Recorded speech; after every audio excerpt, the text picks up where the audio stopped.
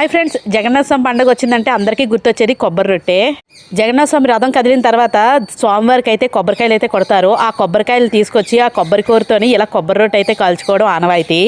దీని ప్రాసెస్ ఏంటంటే ఒక 2 గ్లాసులు బియ్యం అలాగే ఒక హాఫ్ గ్లాస్ మినపప్పు నానబెట్టి ఉంచుకోవాలి. ఒక 2-3 అవర్స్ తర్వాత చక్కగా గ్రైండింగ్ అయితే చేసేసుకోవాలి. మిక్సీలో అయితే వేయకండి, ఎందుకంటే అట్టు అనేది మనకి కొంచెం గట్టిదనం అయితే వచ్చేస్తుంది. అదే గ్రైండర్లో వేసుకుంటే అట్టు అనేది మెత్తగా అయితే వస్తుంది. పప్పు బియ్యం నానబెట్టినప్పుడే మనం కొంచెం శనగపప్పు కూడా నానబెట్టుకుంటే చాలా బాగుంటుందండి. శనగపప్పు కూడా ఇందులోని పప్పు నానిన తర్వాత రుబ్బునైతే గ్రైండర్ చేసేసుకొని చక్కగా పక్కన పెట్టేసుకొని అందులోని కొంచెం బెల్లం అయితే వేసుకుంటాము సరిపడినంత.